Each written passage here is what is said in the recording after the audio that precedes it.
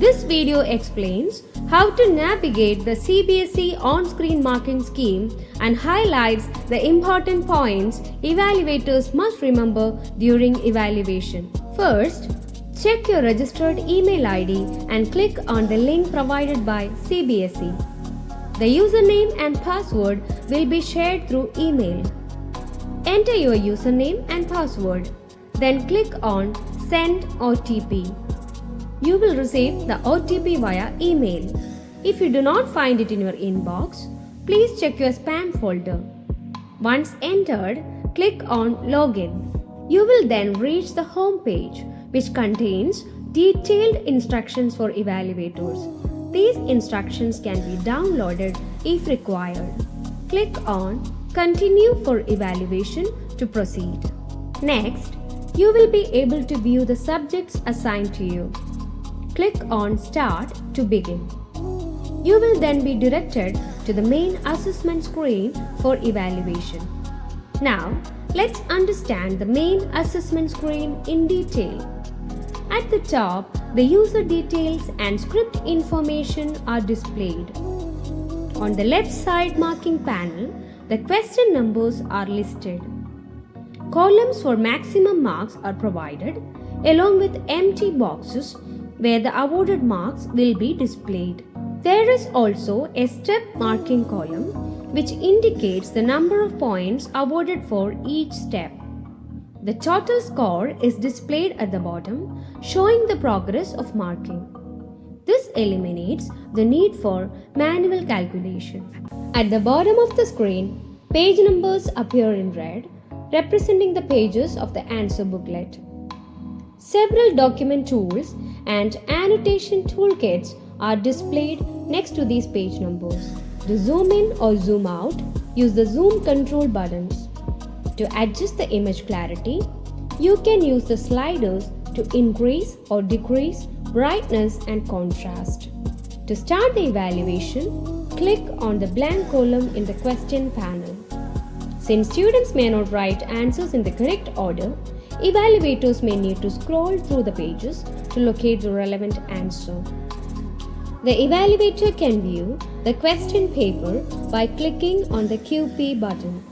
The solution can be viewed by clicking on the Solution button.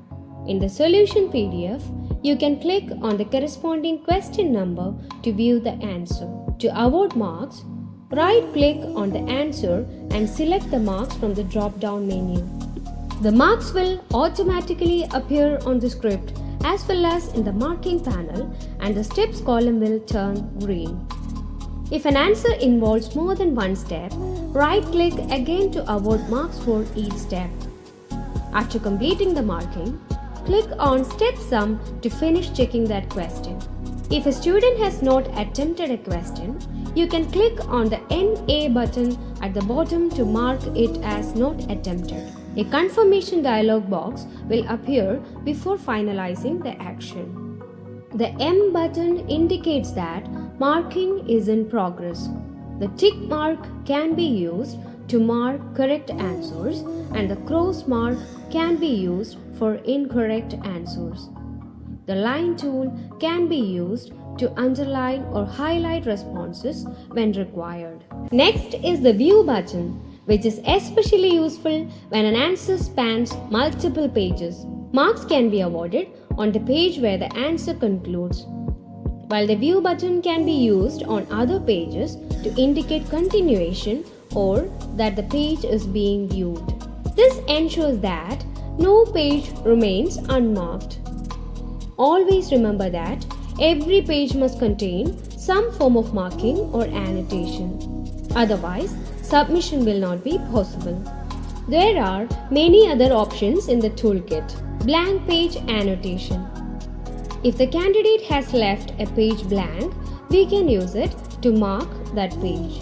The Notes option allows evaluators to convey any messages related to the evaluation to backend support. The Repeat Answer tool. It is used when a student has attempted the same question more than once.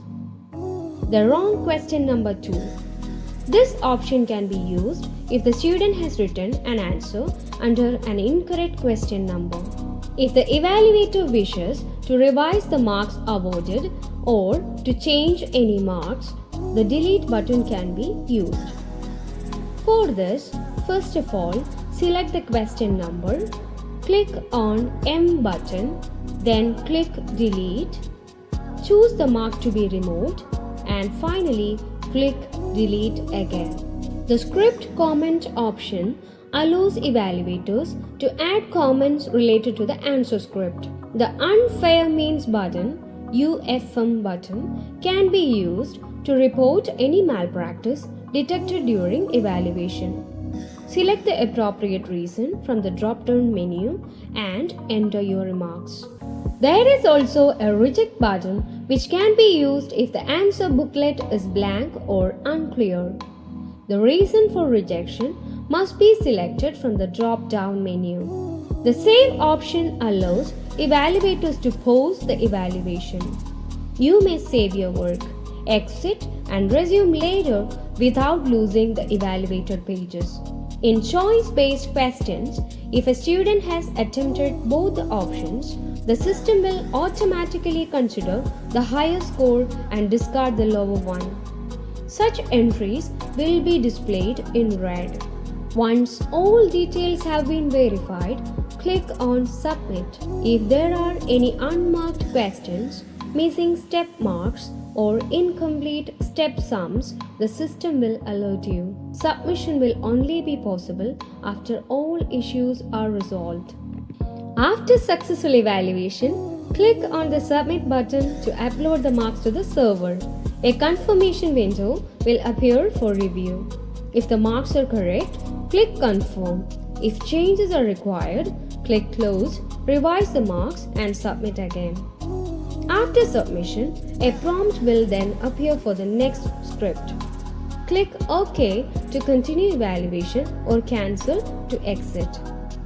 After submission, you can check in the start screen to see the count of submitted, UFM and rejected scripts. Now, let's move on to a Q&A session on some doubts regarding CBSE Onscreen Marking Scheme.